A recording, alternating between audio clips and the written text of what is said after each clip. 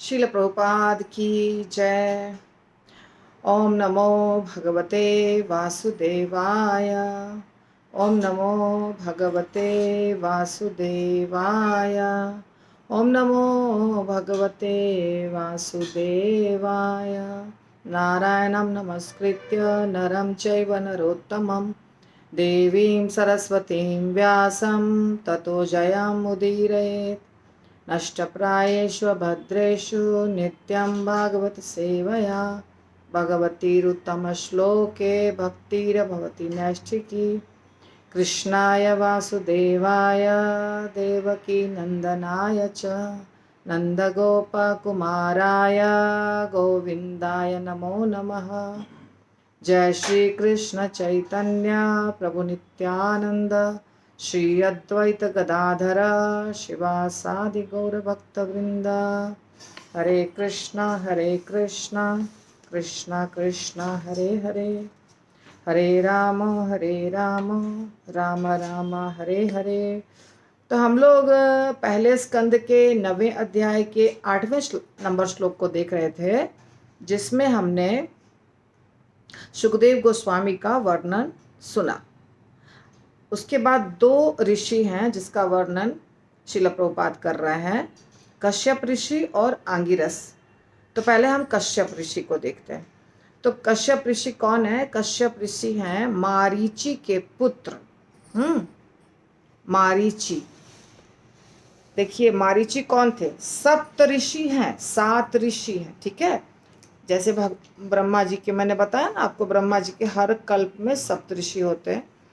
तो सप्त ऋषि में अत्रि मुनि, अंगिरा मुनि, पुलस्त्य, पुलह, क्रतु, मारीच, ये सब हैं। तो मारीची के पुत्र हुए कश्यप। मारीची जो सप्त ऋषि में से एक है, उनके पुत्र हुए कश्यप। और कश्यप कौन हुए? वे हुए एक प्रजापति। प्रजापति उसको कहते हैं जो प्रजा उत्पन्न करता है, जो सृष्टि को भर देता है, प्रजा उत्पन्न करके, उसको कहते हैं प्रजापति। तो ये कश्यप मुनि प्रजापति थे, परंतु दक्ष प्रजापति के दामाद भी थे। कश्यप मुनि क्यों प्रजापति हुए? क्योंकि इन्होंने बहुत सृष्टि की, बहुत बच्चे हुए इनके। और दक्ष प्रजापति भी प्रजापति थे। तो दक्ष प्रजापति के पुत्रियों से विवाह हुआ इनका। कितनी पुत्रियों से? 13 पुत्रियों से विवाह हुआ इनका, ठीक है। और उन 13 पुत्रियों के नाम क्या क्या हैं? अदिति, दिति, दनु, काष्ठा, अरिष्ठा, सुरसा, इला, मुनि, क्रोधवशा, ताम्रा, सुरभि, शर्मा और तिमि। अब यहाँ पे जो नाम है ना, तो दूसरे ग्रंथ में थोड़ा सा नाम अलग है। तो उनके नाम भी मैं पढ़ देती हूँ अभी, क्योंकि हो सकता है ये शास्त्र का क्या कहते हैं, बोलते हैं ना, कल्प अलग होने से जो भी हो। तो 13 कन्याओं से विवाह हुआ, ये श्रीमद् भागवतम में लिखा होगा। श्रील प्रभुपाद ने जितने नाम बताए हैं वो बता दिया मैंने आपको। तो 13 कन्याओं से विवाह हुआ। और दूसरे ग्रंथ में जो 13 कन्याओं का नाम है वो थोड़ा सा अलग है, कुछ नाम कॉमन है। जैसे अदिति, दिति, दनु, काला, दनायु, सिंगिका, क्रोधा। क्रोधा भी नाम कॉमन है। उसके बाद प्राधा, विश्वा, वनिता, कपिला, मुनि और कद्रु। थोड़े से नाम, कभी कभी एक कन्या का 2 नाम भी होता है, वैसा ही होगा। तो 13 पत्नियां हुई इनकी और 13 से बच्चे हुए। किन से कौन सा बच्चा हुआ वो देखिए, क्योंकि सृष्टि को भरा ना इन्होंने। कश्यप मुनि ने सृष्टि को भरा, हम सब कश्यप मुनि की संतान है। तो कश्यप मुनि ने सृष्टि को भर दिया। कैसे कैसे देखिए। जितने भी देवता हुए वो सब अदिति से हुए, यानी कश्यप मुनि और अदिति के पुत्र। जैसे एक देवता का तो नाम आप जानते हैं, वामन देवता। वामन देवता को प्राप्त करने के लिए अदिति ने बहुत तपस्या की थी, व्रत किया था, व्रत। तो वामन देवता अदिति के हुए पुत्र। और साथ साथ में 12 आदित्य हुए। सूर्य देवता का नाम है आदित्य और 12 आदित्य हैं। जब आप जाते हैं वृंदावन और मदन मोहन जी के मंदिर पे हम जाते हैं तो मदन मोहन जी के मंदिर के ऊपर में एक दर्शन है। सीढ़ियों से ऊपर जाएंगे ना तो लेफ्ट साइड में एक स्थान है ऊंचा सा, तो उसको बोलते हैं द्वादश आदित्य टीला। क्यों बोलते हैं द्वादश आदित्य टीला? क्योंकि जब भगवान ने कालिया दमन किया था तो कालिया दमन के बाद उनका शरीर बहुत ठंडा हो गया था ना, यमुना में बहुत देर तक वो पानी में थे, तो वहाँ आके लेट गए थे। तो 12 सूर्य देवता ने आके भगवान को गर्मी दी थी, तो वही वो स्थान है जहाँ 12 सूर्य देवता आए थे। सूर्य देवता यानी हमें तो यहाँ पे एक ही सूर्य हैं, पर कुल मिला के 12 आदित्य होते हैं। तो 12 आदित्य अदिति से उत्पन्न हुए, इसीलिए उनका नाम हुआ आदित्य, क्योंकि अदिति के पुत्र हैं। ठीक है। और वामन देवता की लीला आप जानते हैं, बलि महाराज वाली लीला। तो बलि महाराज से वामन देवता ने छल करके ले लिया था, 3 पग भूमि के बहाने सब कुछ ले लिया था, तो वो वामन देवता। तो ये दोनों यानी और भी बहुत सारे देवता, सारे देवता अदिति के पुत्र हैं। तो कश्यप मुनि सबके पिता हुए, परंतु माताएं अलग अलग हैं। अब देखिए, अदिति के पुत्र कहलाए देवता, पर उन्हीं की बहन है दिति। दिति के पुत्र हो गए दैत्य। जैसे हमने देखा अदिति के पुत्र आदित्य हो गए आदित्य, उसी तरह दिति के पुत्र हो गए दैत्य। तो दैत्य जो आप सुनते हैं, दैत्य क्या होते हैं? बहुत ही अच्छे नहीं होते हैं दैत्य। दैत्य का मतलब है कि असुर, जिसको राक्षस कहा जाता है। सब अलग अलग शब्द है। जैसे अभी देखिए आप, दिति के पुत्र हो गए दैत्य, और दनु, ये 13 बहन है ना, तो दनु के पुत्र हो गए दानव। अभी आपको पता है दैत्य, दानव, असुर सब अलग अलग, ये इनके नाम है, माता के नाम के ऊपर उनका नाम पड़ा है। दिति के पुत्र जितने हो गए दैत्य कहलाए, और दनु के पुत्र जितने हो गए दानव कहलाए। परंतु दनु के पुत्र दानव भी वैसे ही हैं और दैत्य भी वैसे ही हैं। और उसके साथ साथ काला और दनायु के भी पुत्र दानव हुए। मतलब ये नाम थोड़ा सा प्रभुपाद नहीं बोल सकते हैं, श्रीमद् भागवतम के नाम से थोड़ा सा अलग है। और एक बहन हुई सिंहिका।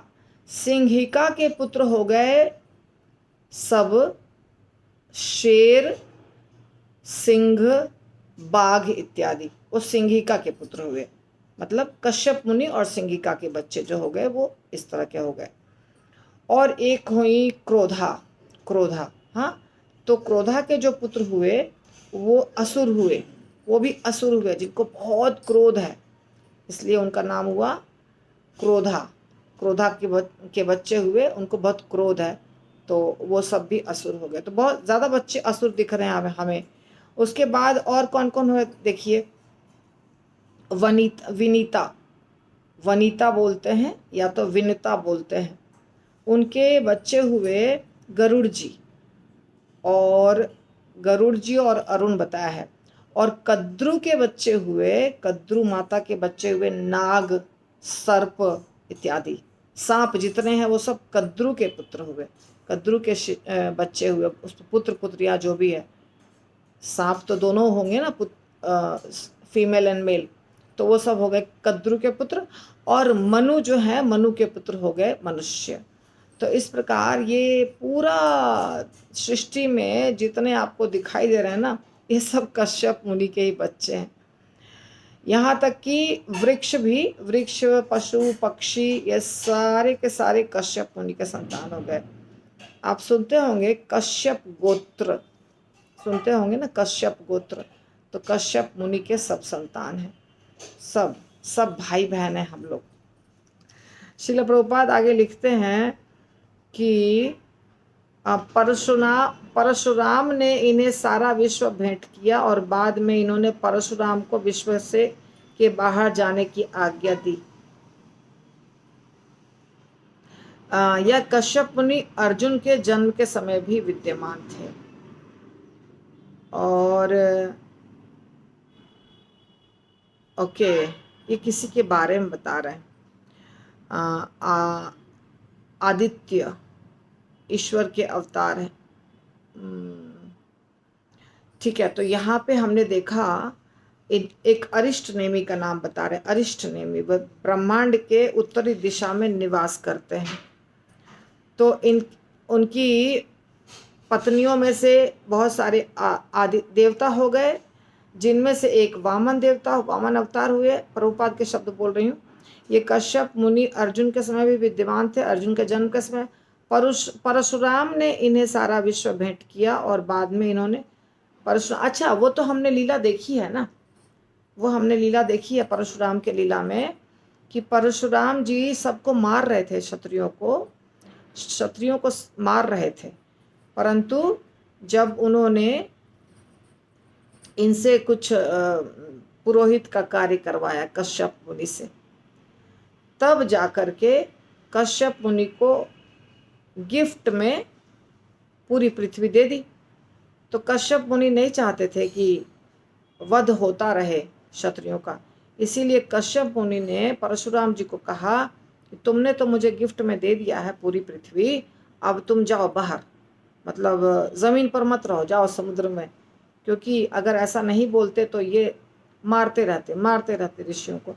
इसीलिए इनको बाहर निकाल दिया और ये दक्षिण दिशा की ओर चले गए। दक्षिण जिधर श्रीलंका है उधर चले गए थे, विश्व से बाहर जाने की आज्ञा दिया।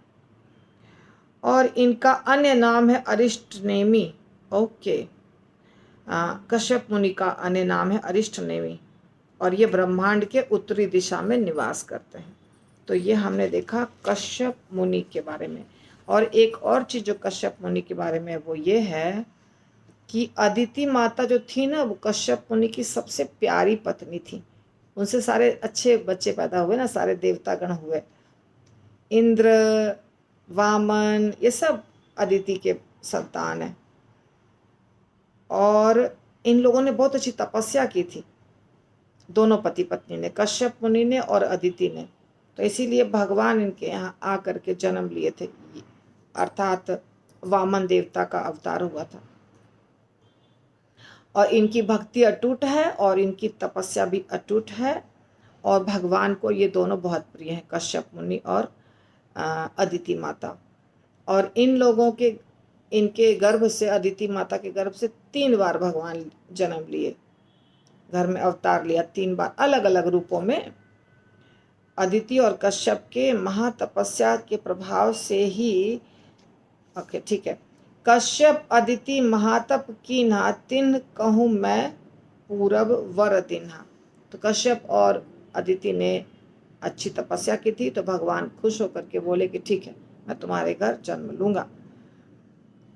कश्यप मुनि की बहुत सारी कथाएं आती हैं पुराण में, जैसे कहाँ कहाँ पे वामन देवता के अवतार में बलि महाराज और वामन देवता के अवतार में इनका वर्णन आता है और कई जगह पे इनका वर्णन आता है। कश्यप मुनि का नाम तो आप लोगों ने सुना ही होगा, बहुत कश्यप मुनि प्रसिद्ध मुनि है।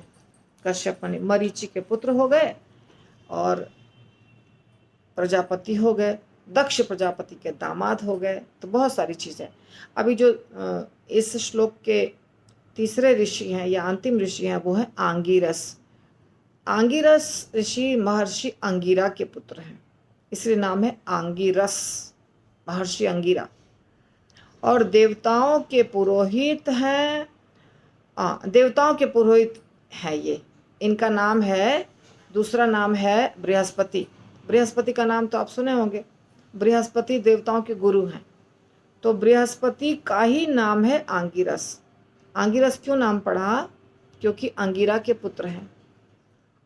तो अंगिरा के पुत्र हैं इसलिए आंगिरस। एक ही व्यक्ति का 3-4 नाम होता है, ठीक है।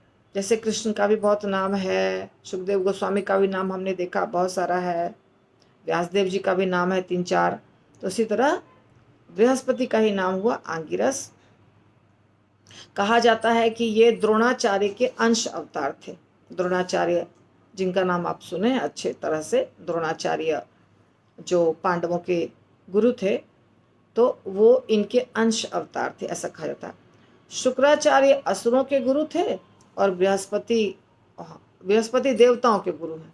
और शुक्राचार्य असुरों के गुरु हैं। दोनों ब्राह्मण, शुक्राचार्य असुरों के गुरु थे और दोनों के बीच में चलता था, क्योंकि असुर और देवता बिल्कुल अलग होते हैं, तो उनके गुरु के बीच में भी थोड़ा प्रॉब्लम होगा।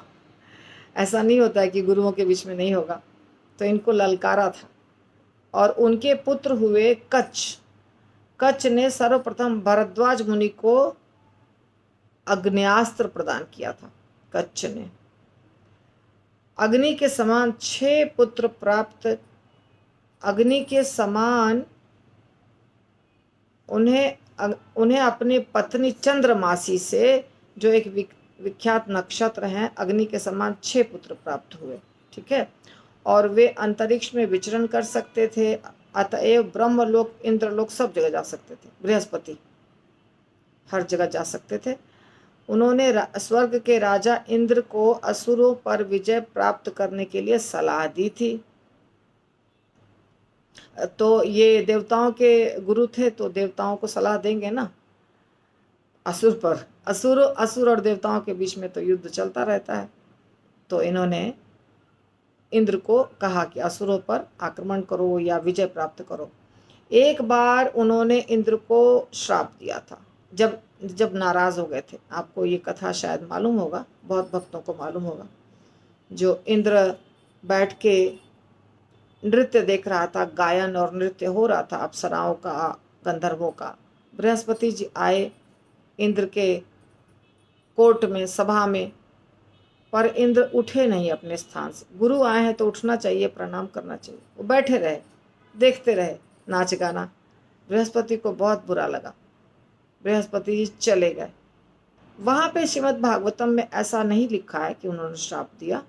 उन्होंने केवल वो दुखी होकर चले गए, अदृश्य हो गए, बिल्कुल भी दिखाई नहीं दे रहे थे, बिल्कुल भी नहीं दिखाई। इंद्र ढूंढने की कोशिश किया। जब इंद्र को लगा कि लगता है मेरे गुरु नाराज हो गए, तो इंद्र ढूंढने की कोशिश किया, पर बृहस्पति जी नहीं मिले। उसी समय शुक्राचार्य ने अपने शिष्यों को कहा, असुरों को, कि उनको पता चल जाता है सारे, ये खबर बहुत तेज फैलती है सब जगह। तो खबर मिल गई कि इंद्र से नाराज हो गए हैं बृहस्पति जी। शुक्राचार्य ने असुरों को कहा, तुम अभी आक्रमण कर दो। अभी तुम आक्रमण करोगे, देवता हार जाएंगे, क्योंकि देवता के गुरु नाराज हैं। जब गुरु नाराज, बोलते हैं कि अगर भगवान नाराज हो गए तो गुरु मना लेंगे, लेकिन अगर गुरु नाराज हो गए तो कोई नहीं मना सकता है, क्योंकि भगवान तो आएंगे नहीं बीच में। भगवान नहीं बीच में इंटरफेयर करते हैं।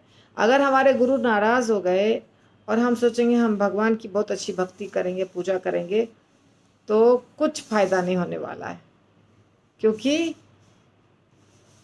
जब तक गुरु फिर से प्रसन्न नहीं होंगे, कल्याण नहीं होगा। तो इसीलिए बृहस्पति जी नाराज हो गए और मौके का फायदा उठा के शुक्राचार्य ने कहा असुरों को कि आक्रमण कर दो। वही हुआ, असुरों ने आक्रमण किया। समस्त देवताओं को स्वर्ग से बाहर निकाल दिया। अब देवता रोड पे भटक रहे हैं, रास्ते में भटक रहे हैं, कोई घर नहीं, द्वार नहीं, कुछ नहीं, सबको भगा दिया। हार गए, सारे देवता हार गए, क्योंकि गुरु नाराज हो गए थे। तो गुरु जब नाराज होंगे तो आप हार जाएंगे। आप तो हमारा लिंक टूट इसलिए जाता है क्योंकि ऑनलाइन क्लास भी चलता रहता है, वहाँ पे कोई भक्त अपना माइक ऑन कर देते हैं तो फिर रुकना पड़ता है, ऐसा हो जाता है। तो इसीलिए तो हम बहुत अच्छी लीला कर रहे थे, जो आएगा श्रीमद् भागवतम में ही बाद में। तो बृहस्पति जी नाराज हो गए इंद्र से और असुर आक्रमण किए अपने गुरु के कहने पर, शुक्राचार्य के कहने पर, और देवताओं को हरा दिया। तो जब हमारे गुरु नाराज हो जाएंगे तो दुनिया की कोई ताकत हमको बचा नहीं सकती है, क्योंकि भगवान कुछ भी मदद नहीं करते हैं। भगवान को प्रसन्न करना आसान है, पर गुरु को प्रसन्न करना असंभव है।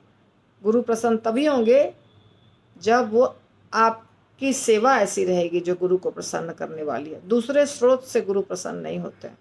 तो इंद्र ने गलती की थी, इसीलिए इंद्र इंद्र के साथ साथ समस्त देवता को स्वर्गलोक छोड़ना पड़ा। और ये अलग घटना है। यहाँ पे उस समय बृहस्पति केवल नाराज होकर गए थे, श्राप नहीं दिया था, केवल नाराज होकर चले गए थे। पर एक दूसरी घटना में बृहस्पति जी ने इंद्र को श्राप दिया था। इंद्र जो देवताओं के सिंहासन पर बैठता है, राजा है, देवताओं का राजा इंद्र, उसको सुअर का शरीर मिला, सुअर बनना पड़ा उसको और पृथ्वी पर जन्म लेना पड़ा। बताइए सुअर क्या खाता है? विष्ठा। और वो सुअर का शरीर 100 अश्वमेध यज्ञ कम से कम जब होता है, 100 अश्वमेध यज्ञ, तब जाके कोई व्यक्ति बनता है इंद्र। इंद्र जो है ना, वो जीवात्मा ही है और उनके कार्य ऐसे होते हैं कि वो इंद्र का स्थान उनको मिलता है, पदवी, राजा, देवताओं, सारे देवताओं के राजा के रूप में वो बैठते हैं और राज्य करते हैं। पर इतने बड़े पदवी से गिरने में थोड़ा टाइम नहीं लगा, क्योंकि गुरु नाराज हो गए। क्या किया था इंद्र ने पता नहीं, मुझे वो स्टोरी नहीं पता, लेकिन नाराज हो गए जिसके कारण सुअर का शरीर हो गया था, मिल गया था। इंद्र को सुअर बनना पड़ा था पृथ्वी पर आकर के। इसकी चर्चा प्रभुपाद बहुत बार की है। और जब आया था, सुअर बन गया था, तो फिर सुअर के ही शरीर में खुश था। उसके बच्चे थे, बहुत सारे सुअर बच्चे, पत्नी थी, सुअरी पत्नी थी, और विष्ठा खाता था, गंदे नाले में रहता था और खुश था उसी में, क्योंकि माया बहुत प्रबल है। माया ना व्यक्ति को वहीं पर एडजस्ट करा देती है, उसको वही अच्छा लगने लगता है। नारद मुनि आके बोलते थे, चलो चलो स्वर्ग का सिंहासन तुम्हारा खाली है। नहीं, हम तो यहाँ बहुत खुश हैं। तो वो एक अलग लीला है, छोड़िए उसको, हम नहीं करेंगे अभी। यहाँ प्रभुपाद कहते हैं, वह स्वर्ग जाने से अनिच्छा व्यक्त करने लगा। माया की आकर्षण शक्ति ऐसी होती है कि सुअर भी अपने धरा के वैभव के बदले स्वर्ग नहीं जाना चाहता। वे विभिन्न लोकवासियों के धर्मोपदेशक थे। आंगिरस यानी कि बृहस्पति जी। तो बृहस्पति जी गुरु हैं, जैसे कर्मकांड होता है उस तरह का भी कराते हैं देवताओं का, और साथ साथ में उपदेश भी देते हैं, शिक्षा भी देते हैं। तो बहुत प्रसिद्ध ऋषि हैं बृहस्पति जी। तो ये हो गया हमारा 8वां श्लोक समाप्त।